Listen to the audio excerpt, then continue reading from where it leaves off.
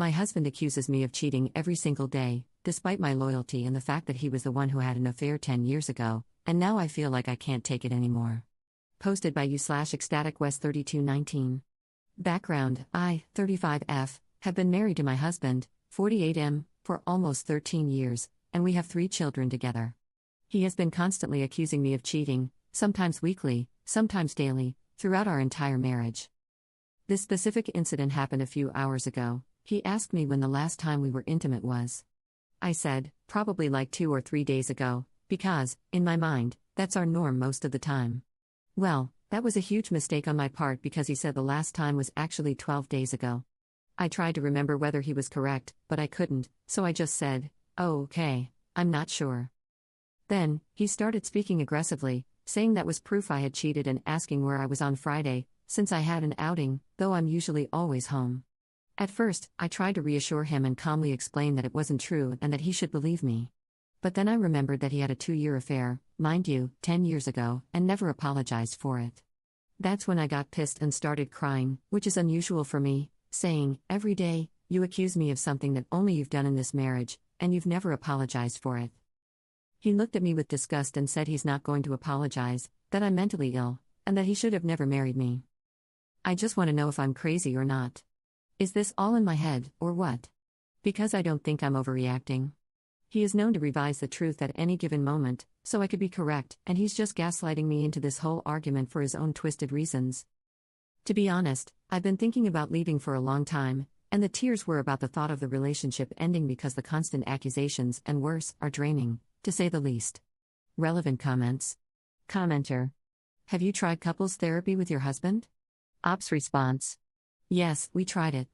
On the first visit, when the counselor repeated almost word for word what I had said needed to be worked on, we never went back.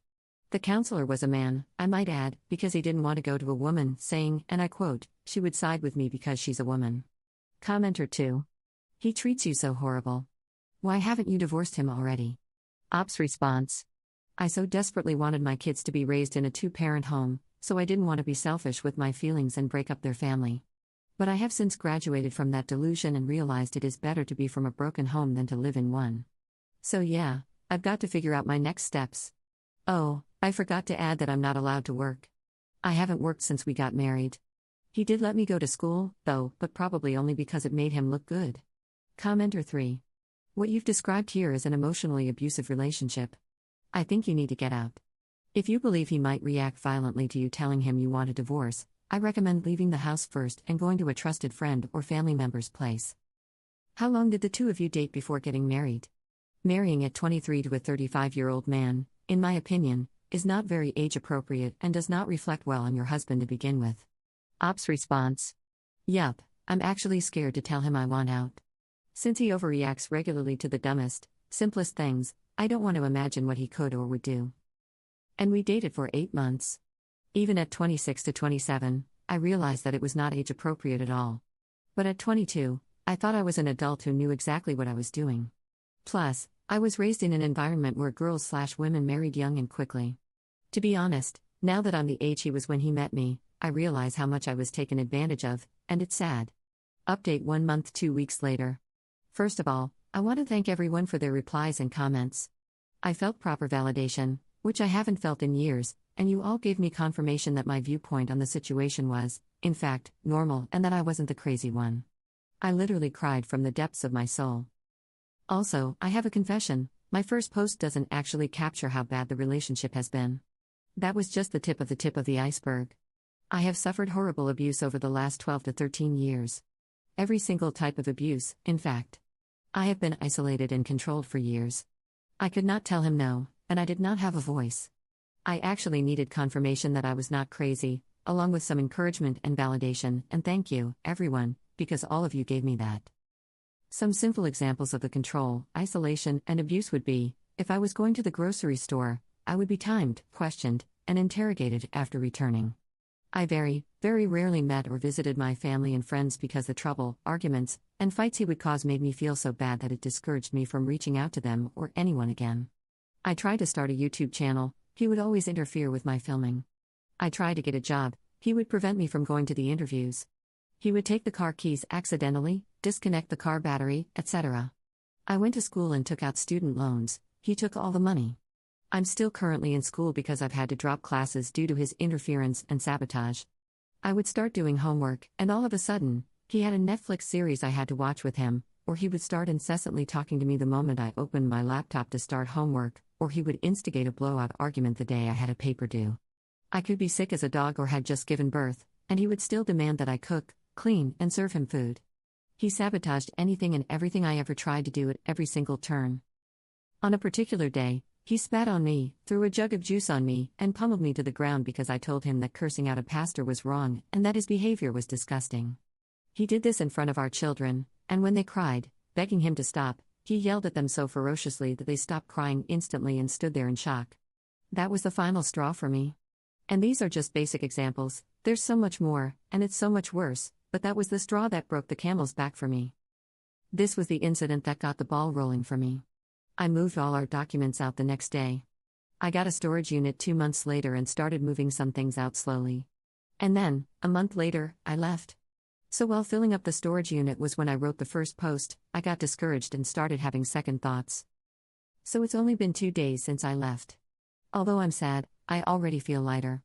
My concern now is getting sole custody, and I might have to file for a restraining order because I highly doubt he is going to let me walk away that easily. So far, he's been texting and calling, which I have been ignoring for the most part. He spoke with the kids for 15 minutes and then asked them to give me the phone.